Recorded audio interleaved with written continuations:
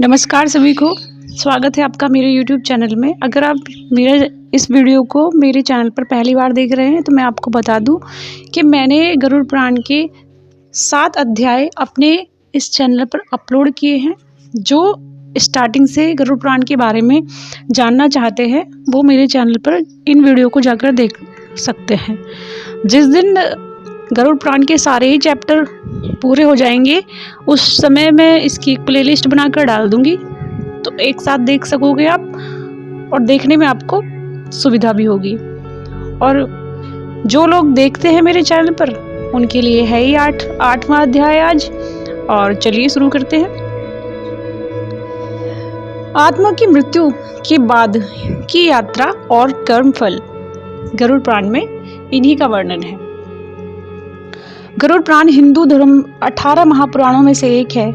इसमें मृत्यु के बाद आत्मा की स्थिति, कर्मों का फल, नरक स्वर्ग का वर्णन और धर्म के नियमों का विस्तार से वर्णन किया गया है। 8वां अध्याय विशेष रूप से मृत्यु के बाद आत्मा की यात्रा और कर्म फल पर केंद्रित है। भगवान विष्णु और गरुड़ के बीच ये वार्तालाप हो रही है और गरुड़ जी भगवान विष्णु से पूछते हैं, हे प्रभु, जब मनुष्य की मृत्यु होती है तब आत्मा के साथ क्या होता है? वह शरीर छोड़कर कहाँ जाती है? भगवान विष्णु उत्तर देते हैं, हे गरुड़, मृत्यु के बाद आत्मा स्थूल शरीर को छोड़कर सूक्ष्म शरीर धारण करती है। वह अपने कर्मों के अनुसार यमलोक की यात्रा करती है।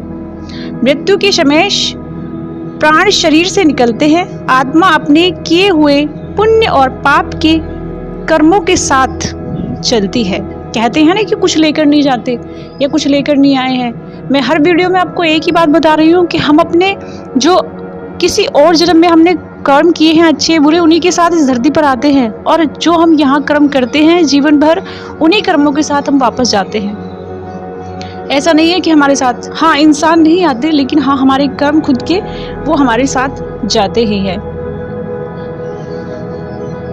मृत्यु के बाद आत्मा की अवस्था। मृत्यु के समय शरीर, जब प्राण शरीर से निकल जाते हैं, आत्मा अपने किए हुए कर्मों के साथ चलती है। जो व्यक्ति धर्म और सत्य, दया और पुण्य का पालन करता है उसकी आत्मा शांत और प्रकाशमय रहती है। परंतु जिसने पाप, हिंसा, छल, अधर्म किया है उसकी आत्मा भय, पश्चाताप और कष्ट से ग्रसित रहती है। वह अपने ऊपर घृणा करती हुई और अपने आप को कोसती हुई चलती है कि काश मैंने भी पृथ्वी पर जीते जी कुछ पुण्य किए होते तो आज मेरा ये दुर्दशा नहीं हो रही होती। यमदूत का आगमन। मृत्यु के बाद यमराज के दूत आत्मा को लेने आते हैं। पुण्य आत्माओं के लिए दूत शांत, तेजस्वी और सौम्य होते हैं। पापियों के लिए वही दूत कठोर और भयावह रूप धारण करते हैं। वे आत्मा को उसके कर्मों के अनुसार यमलोक की यात्रा की ओर ले जाते हैं। अब देखिए यमलोक की यात्रा क्या है। यमलोक की यात्रा अत्यंत कठिन मानी जाती है। मैं पहले भी अपने जो वीडियो मेरी पहले अपलोड हुई है उसमें भी मैंने गरुड़ पुराण के 28 नामों का वर्णन भी किया है और बताया भी गया है किस तरह की वो वहाँ अलग अलग यात्राएं के लिए गांव हैं जहां से कठिन मार्ग से यात्रा करती है आत्मा। यमलोक की यात्रा अत्यंत कठिन मानी जाती है। यह यात्रा आत्मा के लिए कष्टदायक या सुखद उसके कर्मों पर निर्भर करती है। अब यात्रा किस तरह की होगी वो हमारे कर्म डिसाइड करते हैं। पृथ्वी पर जो हमने जीते जी कर्म किए हैं अच्छे बुरे, उसी के अकॉर्डिंग हमारी आत्मा को वहां से गुजरना पड़ता है। रास्तों में आत्मा को भूख, प्यास, गर्मी, ठंड और भय का अनुभव होता है। पुण्य आत्माओं को देवदूत का संरक्षण मिलता है। वहीं पाप आत्माओं को अपने कर्मों के द्वारा की गई पीड़ा का अनुभव होता है, क्योंकि जिस तरह के आप कर्म करोगे वैसे ही आपको मिलेगा। चित्रगुप्त द्वारा कर्मों का लेखा जोखा। यमलोक में चित्रगुप्त आत्मा के जीवन भर के कर्मों का लेखा जोखा प्रस्तुत करते हैं। हर अच्छे या बुरे कर्मों का पूरा विवरण पढ़ा जाता है। कोई कर्म छुपता नहीं है, न विचार छुपता है, न इरादा छुपता है। यमराज का न्याय। यमराज निष्पक्ष न्यायाधीश हैं। वे आत्मा के कर्मों को देखकर पुण्य और पाप समझाते हैं, क्योंकि वहाँ कोई रिश्वत नहीं चलती कि हमने भाई पैसे दे दिए जज साहब को और हमारी तरफ फैसला आ जाएगा।